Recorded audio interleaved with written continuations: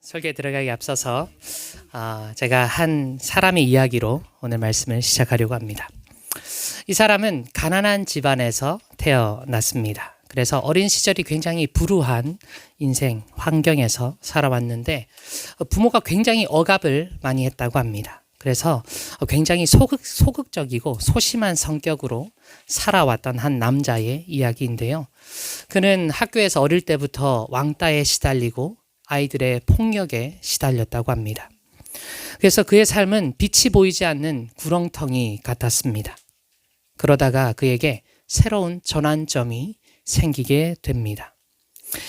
자신을 때리고 괴롭히는 가해자들을 피해서 어느 한 교회로 들어가고 그 교회에서 성가대를 시작하게 되었습니다. 그리고 그곳에서 그는 노래와 찬양을 부르는 꿈을 꾸게 되었습니다.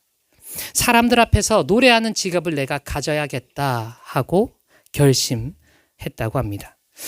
그가 노래하는 직업을 가지고 싶었는데 현실은 냉혹했습니다. 생계를 위해서 돈이 되는 직업을 구할 수밖에 없었죠. 기술이나 잘하는 게 별로 없었던 그는 핸드폰 판매를 하면서 생계를 유지했다고 합니다. 그러나 그는 노래를 부르는 꿈을 포기하지 않았습니다.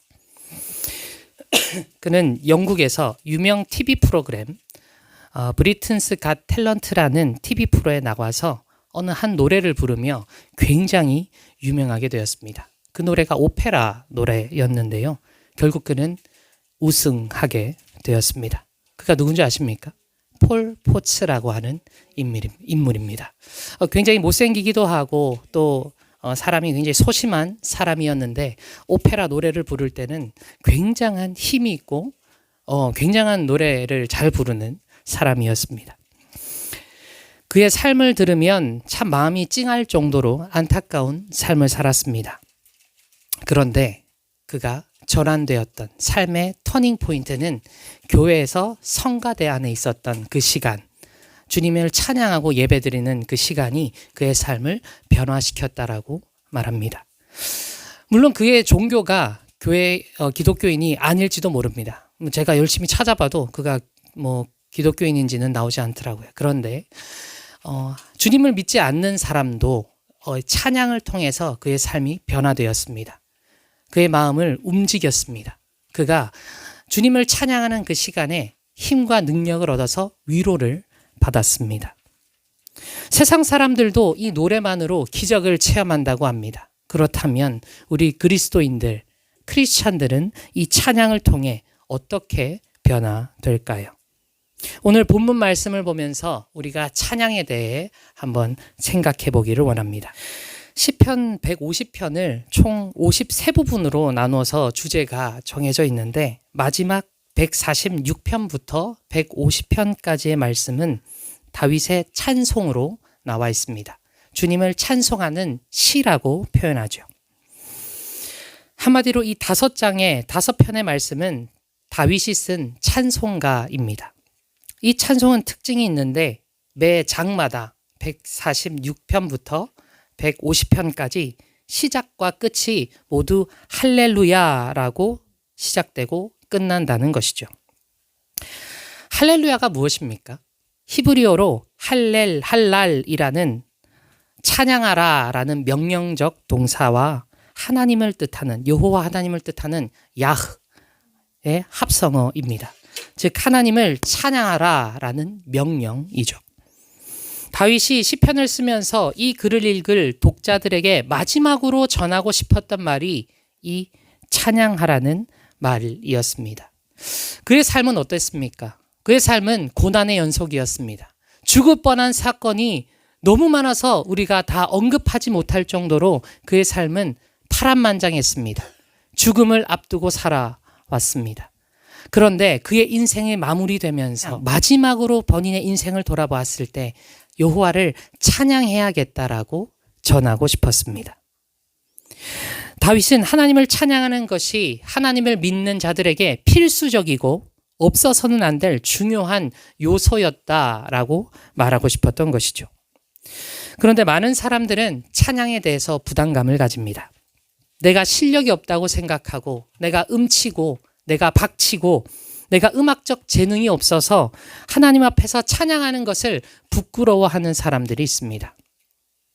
그러나 우리는 이러한 잘못된 생각을 고쳐야 합니다. 오늘의 말씀을 통해 함께 다시 찬양을 보면 성경이 우리에게 찬양하라고 명령하고 있습니다. 내가 잘 못한다고 그 명령을 불순종해서 될까요? 그렇지 않습니다. 찬양이 무엇입니까? 그냥 멜로디가 있는 음률을 읊고 가사를 부르는 것이 찬양일까요? 우리는 찬양의 본질을 먼저 알아야 합니다. 오늘의 말씀을 통해 한번 알아보도록 하겠습니다. 오늘 설교의 말씀은 호흡이 있는 자마다입니다. 마지막 성경 구절 6절에 있는 내용인데요. 우리가 찬양의 본질을 한번 생각해 보기를 원합니다. 그 첫 번째입니다. 우리가 찬양하는 본질, 우리가 누구를 찬양하는가, 찬양의 대상이 먼저입니다. 함께 오늘의 본문 6절을 함께 읽어보도록 하겠습니다. 시작. 호흡이 있는 자마다 할렐루야 아멘. 우리는 먼저 찬양의 대상을 명확히 알아야 합니다. 찬양은 그렇게 많이 부를 수 있습니다. 뜨겁게 찬양 노래할 수 있습니다. 그런데 대상이 잘못된다면 그 찬양은 의미가 없습니다. 본질을 잃어버린 것이죠. 세상에서 가수들이 노래하는 것 같이 사람을 향해서 찬양을 한다면 그 찬양은 찬양이 아닙니다. 찬양으로 있을 수 없습니다. 우리가 찬양을 드려야 할 분은 오직 하나님 아버지이시기 때문입니다. 여러분께 질문 하나 드리려고 합니다. 최고의 찬양은 무엇입니까? 노래로 인정받는 가수가 부르는 찬양이 최고의 찬양일까요? 아니면 노래를 전공한 사람들, 실용음악이라든지 성악을 전공한 사람들이 부르는 찬양이 최고의 찬양입니까? 아니면 악기가 가득하고 세션이 가득하고 유명하고 실력 있는 찬양팀이 부르는 찬양, 그것이 최고의 찬양일까요? 여러분들이 생각하는 최고의 찬양은 무엇인지 되돌아보기를 원합니다. 저는 이곳에서 불러지는 찬양이 최고라고 생각합니다. 찬양이란 하나님을 찬양하는 것입니다. 나의 능력과 나의 실력이 중요한 것이 아니라 누구를 찬양하는가가 중요한 것이죠. 노래를 잘 부른다고 최고의 찬양이 아니고 멜로디가 좋은 찬양이 좋은 찬양이 아니라 하나님을 찬양하는 모두의 찬양이 최고의 찬양입니다. 제가 신학교에서 한 예배를 드리면서 어떤 목사님의 설교를 들었는데 굉장히 제 마음에 변화를 주었습니다. 떨림을 주었습니다. 당시 설교했던 목사님은 강찬이라는 목사님이셨습니다. CCM 가수로 굉장히 유명하죠. 굉장히 유명하고 찬양으로 더 유명한, 사실 말씀은 잘 기억이 안 나도 그분의 찬양은 잘 기억할 정도로 유명한 목사님이셨습니다. 그분이 우리 신학생들을 앞에 두고 똑같이 질문하셨습니다. 그때 어떤 포스터를 보여주면서, 어떤 찬양팀의 포스터를 보여주면서 우리에게 이렇게 질문했습니다. 이 포스터를 보면서 뭐가 잘못됐다고 생각됩니까? 이렇게 질문하시는 거예요. 그래서 잘못된 게 없는데 그냥 좋은 찬양팀하고 문구가 좀 있고 참 좋은 찬양 포스터인 것 같은데요. 문제를 잘 발견하지 못하겠습니다. 라고 저희가 답했습니다. 그때 목사님께서 이렇게 설명하셨습니다. 이 문구가 보이시나요? 우리나라 최고의 CCM 그룹 찬양팀 땡땡땡이라는 문구가 있었습니다. 그러면서 이것을 표시했습니다. 여러분들은 이거를 보면서 아무 생각이 들지 않습니까?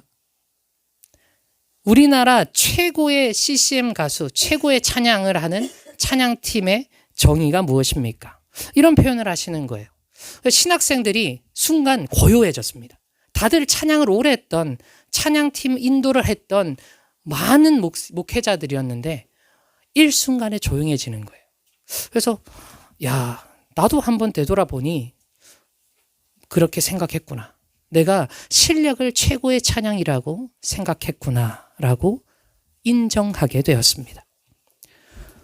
제가 생각했던 최고의 찬양이 세상의 기준이었던 겁니다. 세상의 기준에서 잘하는 찬양팀이 무엇입니까? 틀리지 않고 음이 정확하고 악기가 빵빵하고 사람들이 들었을 때 귀가 현혹되는 찬양이 최고의 찬양이라고 말합니다. 그런데 저는 이것이 하나님께서 원하시는 찬양은 아니라고 믿습니다. 하나님께서 원하시는 찬양이 무엇일까요? 이곳에서 주님께 드려지는 찬양, 그 어떤 곳에서 우리의 마음으로 드리는 찬양을 하나님께서 원하십니다. 본문 2절에서 우리가 무엇을 찬양해야 되는지도 알려줍니다. 2절을 함께 읽어보도록 하겠습니다. 시작. 그의 능하신 행동을 찬양하며. 아멘. 그렇습니다. 우리의 찬양은 하나님의 전능하심과 위대하심을 찬양하라고 말합니다. 우리가 찬양하는 대상이 하나님이시라면 그 하나님의 전지전능하시고 위대하심을 찬양해야 한다는 것이죠. 그래서 찬양은 우리로 하여금 하나님을 경배하게 합니다. 그리고 하나님만 생각하게 합니다. 저는 우리가 찬양하는 것이 우리의 특권이자 축복이라고 믿습니다. 하나님의 자녀로 살아가는 우리의 삶은 찬양이 선택이 아닙니다. 필수입니다. 저는 여러분들이 갖고 있는 여러 가지 특권 중에 가장 우리에게 직접적인 은혜를 줄 수 있는 특권이 이 찬양이라고 믿습니다. 요즘 우리 1:1 제자 양육 세미나를 듣고 있습니다. 권명옥 전도사님이 이렇게 표현하셨습니다. 우리가 드리는 찬양이 하늘의 문을 여는 열쇠가 된다라고 표현하셨습니다. 저는 그 표현에 동의합니다. 찬양은 우리의 마음을 열 뿐 아니라 하늘의 문을 여는 역할도 하기 때문이죠. 사랑하는 선한목자 성도 여러분, 여러분들의 찬양이 하늘의 문을 엽니다. 여러분들의 찬양이 하나님과 여러분들을 연결시키게 도와줍니다. 찬양하는 것에 담대하시기 바랍니다. 하나님을 찬양하는데 부끄러울 이유가 없습니다. 우리를 부끄럽게 하는 것이 아니라 하나님을 찬양하는 자로 영광스럽게 만들어줍니다. 그 이유가 바로 우리 찬양의 대상이 하나님 아버지이시기 때문입니다. 다윗이 말하는 찬양의 첫 번째 모습은 찬양의 대상이었습니다. 그렇다면 두 번째는 무엇일까요? 어디서, 장소의 문제입니다.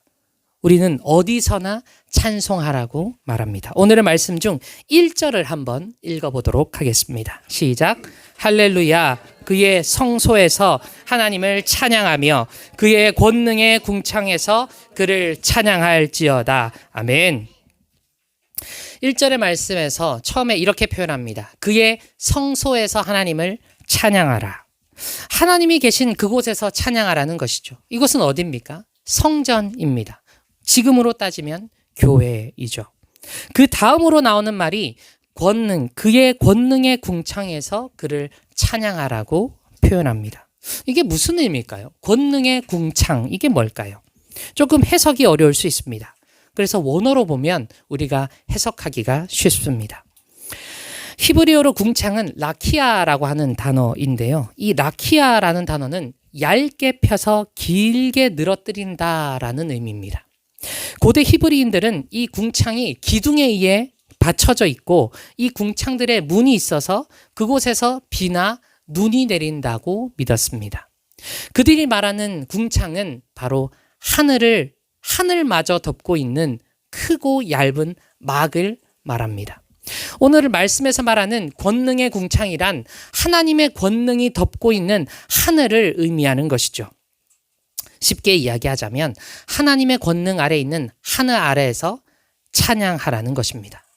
하나님의 성소에서 찬양을 하고 하나님의 권능이 있는 하늘 아래에서 찬송하라는 말입니다. 우리는 이것을 어떻게 받아들여야 할까요?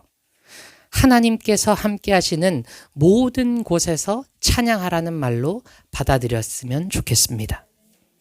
인간이 하나님의 성소에서만 찬양해야 할까요? 지금 시대로 이 교회에서만 찬양해야 할까요? 그렇지 않습니다. 하나님께서는 어디서나 우리와 함께 하시기 때문에 하나님의 권능이 우리를 덮고 계십니다. 그곳에서 찬양해야 합니다. 우리의 마음에는 성령님이 있지 않습니까? 그 성령님이 우리와 함께 하시는데 우리가 장소의 제한을 받을 필요가 있을까요? 그렇지 않습니다. 물론 우리는 시간과 공간과 물질의 제약을 받습니다. 그러나 하나님께서는 제약받지 않으십니다. 그래서 그분께서 우리에게 어디서든 찬양하라고 명령하고 계십니다. 우리가 원한다면 우리는 찬양하지 못할 곳이 없습니다.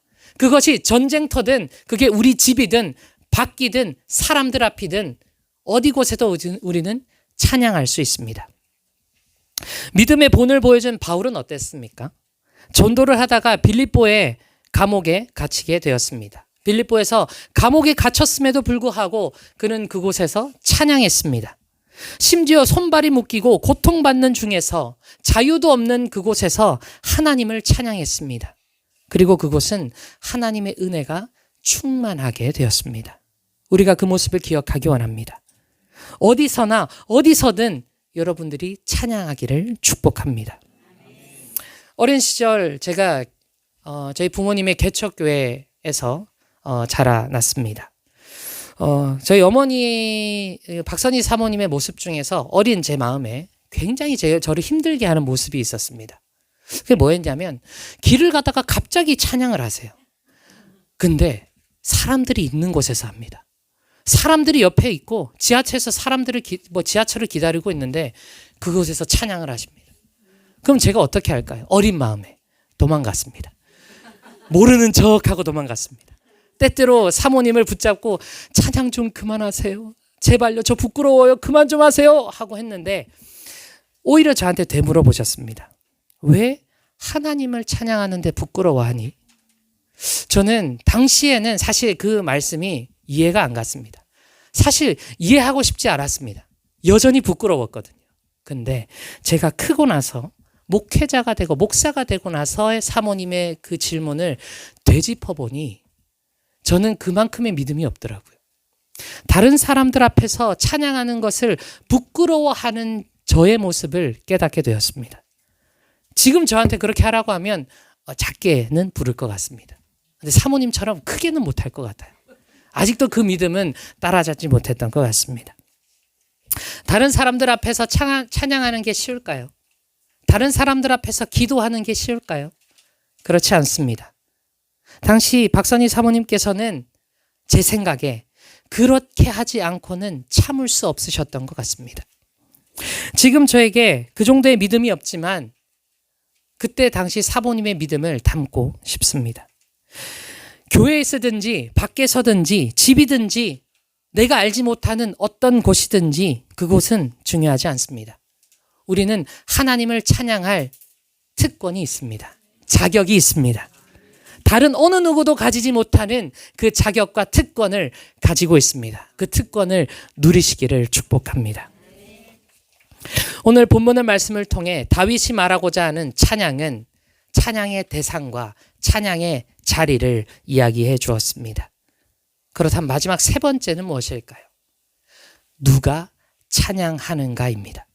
본문 6절을 한 번 더 읽어보도록 하겠습니다. 시작. 호흡이 있는 자마다 여호와를 찬양할지어다. 아멘. 그렇습니다. 시편의 저자는 마지막 150편의 마지막 구절에서 호흡이 있는 자마다 찬양하라고 명령합니다. 원래 책이란 것을 쓸 때 초반부, 처음 부분에서는 책을 쓴 목적에 대해서 이야기합니다. 그리고 마지막에는 자신의 의도를 알려주기 위해 마지막을 씁니다. 그렇다면 시편의 저자가 마지막 150편을 쓰면서 하나님을 찬양하라라는 말로 마무리한 이유가 무엇일까요? 찬양의 중요성입니다. 6절에서 말하는 호흡이라는 것은 히브리어 원어로 네샤마라는 단어입니다. 그리고 그 뜻은 생명의 호흡, 영, 숨을 의미합니다. 즉 우리가 살아 숨쉬는 동안 하나님을 찬양하라는 것이죠. 그것을 아십니까? 유대 신학자들은 이렇게 주장합니다. 인간이 숨을 내쉴 때 나는 소리와 숨을 들이마시는 소리가 야훼라고 하는 말이라고 말합니다. 하나님의 이름 중 야훼라는 단어는 발음이 된다기보다 숨이 빠져나가고 들어가는 소리에 가깝다라고 주장하죠. 같이 한번 해볼까요? 함께 숨을 들여 마셔 보겠습니다. 그때 어떤 느낌이 드시나요? 하 또는 야 이렇게 숨을 들이쉬게 됩니다. 그러면 이제 내뱉어 보겠습니다. 약간 해 또는 회처럼 들리지 않으시나요? 그들이 말하는 것이 이것입니다. 우리가 숨을 들이마시고 숨을 내뱉은 순간 야훼 하나님을 부르는 것이다. 저는 그것이 맞다고 믿습니다. 우리의 생명, 호흡은 하나님에 의해 살아가는 것입니다. 우리의 호흡이 온전히 하나님의 은혜로 완성되었습니다. 하나님께서 우리를 만드실 때, 인간을 만드실 때 처음 어떻게 하셨습니까? 코로 생기를 불어넣어 주셨습니다. 숨을 불어넣어 주셨습니다. 그때부터 인간은 생명의 호흡을 시작하게 되었습니다. 하나님께서 숨을 불어넣어 주지 않으셨다면 우리에게는 생명이 없었습니다.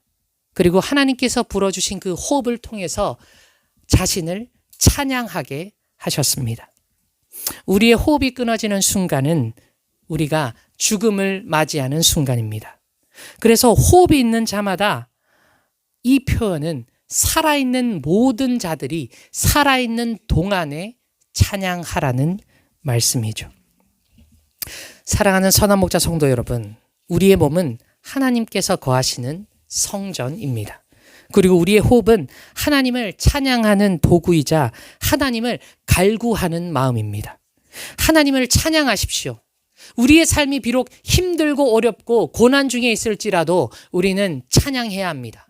왜 다윗의 저자가 시편의 저자인 다윗이 우리에게 명령하고 있을까요? 왜 강제성을 가지고 찬양하라고 말하고 있을까요? 우리의 의지로는 하나님을 찬양하는데 한계가 있기 때문입니다. 하나님의 명령인 것을 기억하고 성령이 말하는 것을 기억하고 다윗이 본인의 인생을 통틀어서 하는 우리의 권면, 우리를 향한 권면을 받아들이기를 소망합니다. 여호와 하나님께 찬양을 드릴 때 우리가 기뻐할까요? 하나님이 기뻐하실까요? 하나님이 기뻐하십니다. 내가 기쁘기 위해서 하는 것이 아닙니다. 우리를 만드신 창조주 하나님이 여러분들의 찬양, 최고의 찬양을 들으시고 가장 기뻐하시고 계십니다. 여러분들의 찬양 하나가 하나님을 기쁘게 하는 역사를 일으키는 것입니다.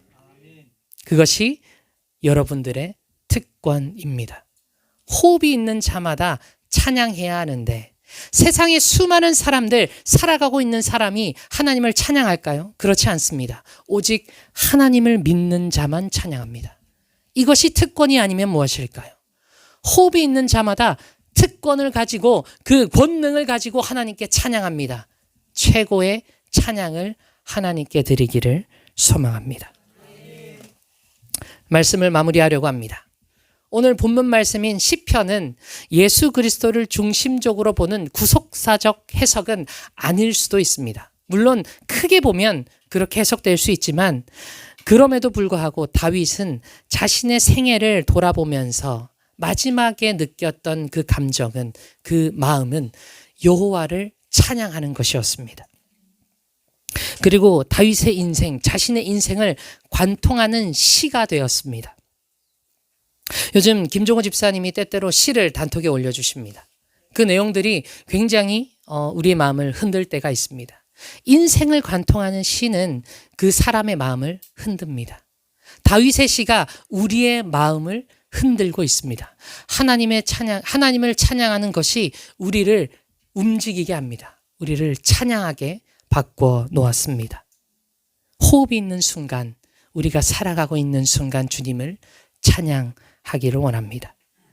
그리고 찬양을 통해서 여러분들이 하나님을 경험하시기를 축복합니다. 우리의 영은 찬양하면서 더욱더 살아납니다. 그 영이 하나님과 함께 할 때 우리의 영이 온전한 축복 안에서 살아가게 되는 것을 기억하시기 바랍니다. 저는 오늘 설교의 마지막을 다른 것이 아니라 오늘 본문 말씀 1절부터 6절까지를 함께 합독하면서 마무리하고 싶습니다. 1절부터 6절까지 함께 합독하며 끝내도록 하겠습니다. 시작. 할렐루야. 그의 성소에서 하나님을 찬양하며 그의 권능의 궁창에서 그를 찬양할지어다. 그의 능하신 행동을 찬양하며 그의 지극히 위대하심을 따라 찬양할지어다. 나팔 소리로 찬양하며 비파와 수금으로 찬양할지어다. 소고치며 춤추어 찬양하며 현악과 퉁소로 찬양할지어다. 큰 소리 나는 제금으로 찬양하며 높은 소리 나는 제금으로 찬양할지어다. 호흡이 있는 자마다 여호와를 찬양할지어다. 할렐루야. 아멘. 함께 기도하겠습니다.